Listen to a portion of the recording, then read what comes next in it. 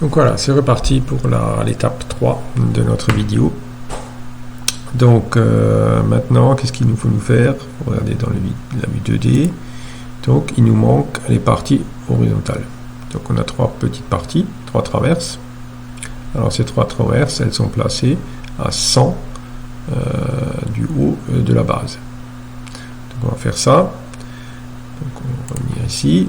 Donc on va déjà faire un trait de construction parallèle à 100 mm, entrée, et je lui montre le tout près du dessus, clic gauche, et voilà, j'ai une ligne à 100 mm de cette partie haute.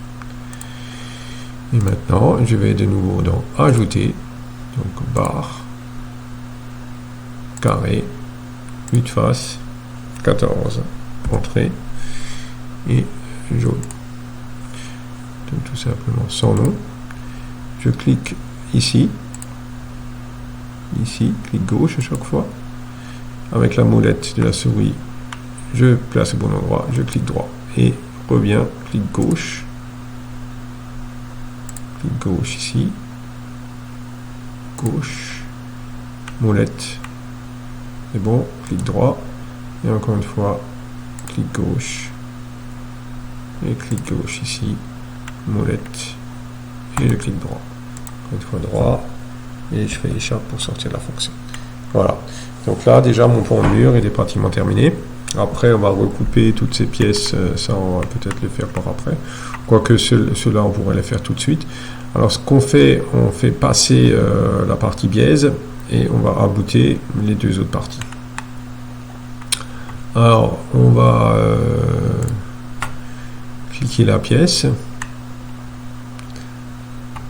et on va comment on va faire ça? Alors couper, souder, trancher plan, on va faire trancher plan.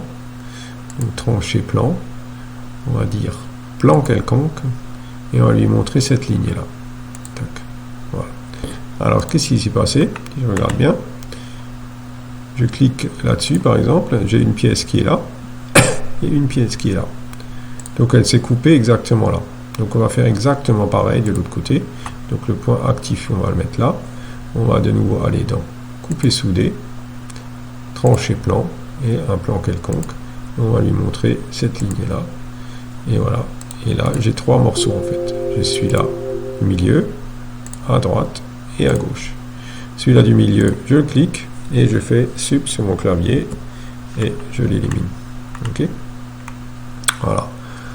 Ici, donc c'est exactement, on fait exactement pareil, ou alors il y a une autre méthode, ça serait de cliquer ici, mais c'est un peu moins bien je trouve.